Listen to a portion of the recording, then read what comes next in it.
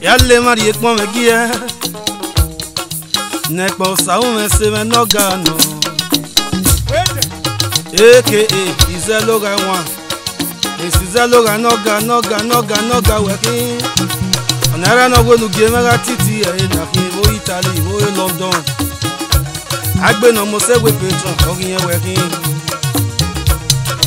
Osime no se no gele lo nu agbon yeye.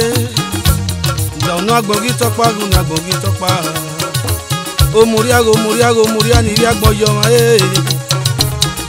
Prince Izeloga mege noga. Izeloga for London. Izeloga for Italy. Izeloga for Madrid. I thank you, my daddy. The Ododo One, the Solution Center.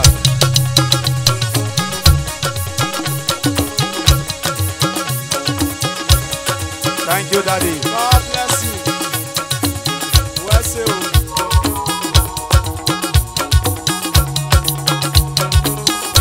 Uloka nabo, era noge, oya wesi no pewo.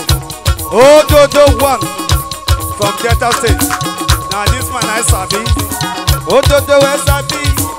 Nine be this. Era noge. This one Ododo we sabi. This one Ododo we sabi. We not sabi dance. Make you tell me. Minorable condition. Oka waki.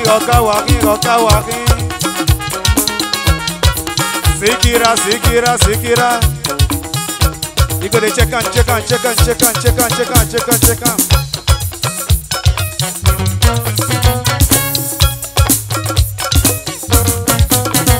This one out of the West Sabi.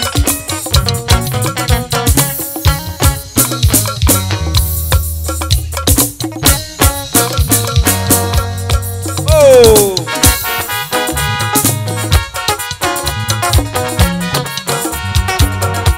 Out of the West Sabi. Don't they spray me now. And I see out of the West Sabi.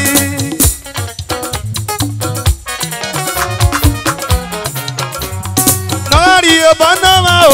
Eya ma lo pesi, eya ma lo pemila, edede. Negari o Banama ni. Edede no, eno kunoma. Dr. Fire, you maga, you be maga. Honorable Daddy, Dr. Fire. I don't know you, now my love begin to better. He no go change you, that's all you tell me oh. Say you they know you so. But your life will be changed. Today we go. I don't be rich man. I don't be superstar. Dr. Fire. My sweet mother, Mrs. Dr. Fire. Ododo One. He say I go better. Today I don't be big man. Kenakona oni. Bagi ma phone oh. I know Sunday right. Tosaria temure. Now we have our enemy say we go fall. Now say we go run in Jesus' name. Yes, Baku. Tosaria temure.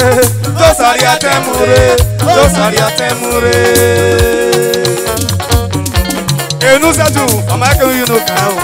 Oh, I no kan na ma we, uri abosane. Let us see that fire. Big na see Ododo One no.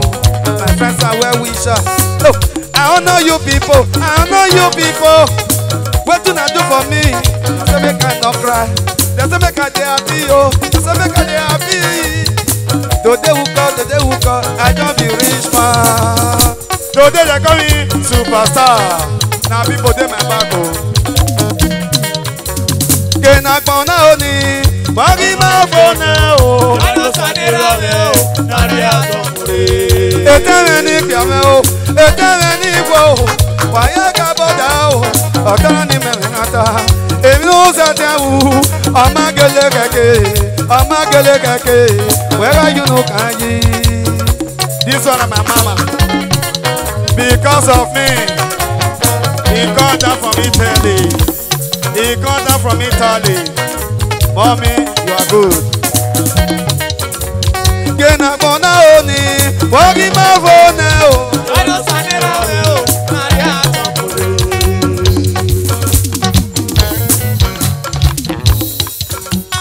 Amata geleno.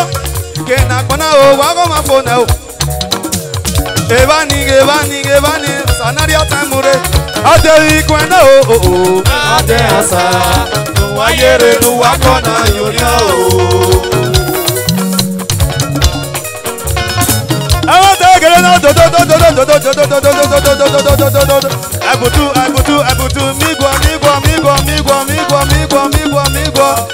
Ododo one. My good daddy. Ode ikwena o. Ade asa. Etan. Nuwayere nuwakona yoria o.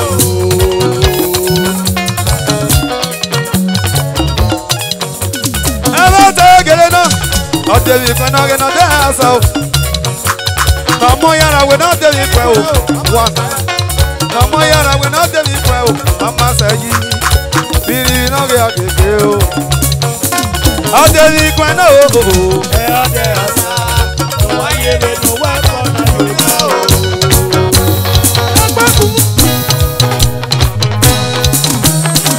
Awu ne pe na o. Eyin mama ka do o.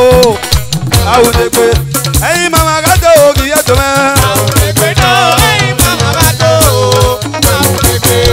My good pastor. Awu ne pe na o.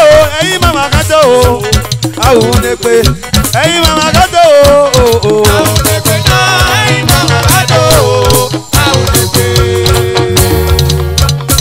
Yana monoji, hey mama gato. I want to pay. Hey mama gato, give it to me. I want to pay. Hey mama gato. I want to pay. You yana monoji, hey mama gato. I want to pay. Hey mama gato. I want to pay. Hey mama gato. I want to pay.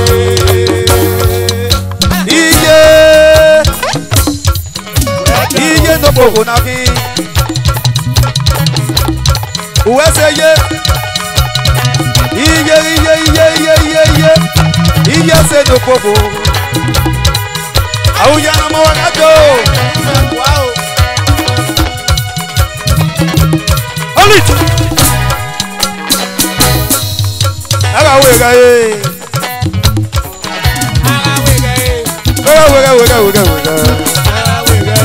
Wega.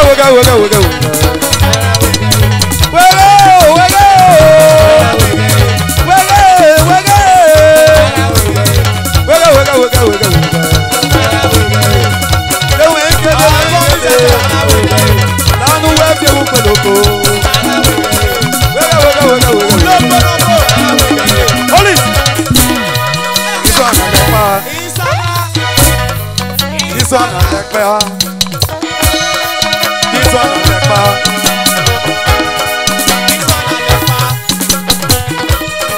This one on the bar.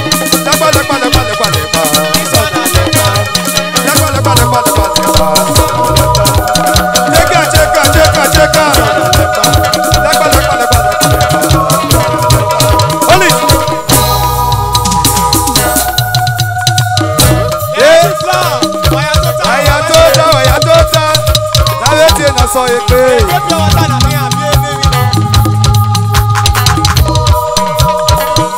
C'est toi. They will make it if you follow.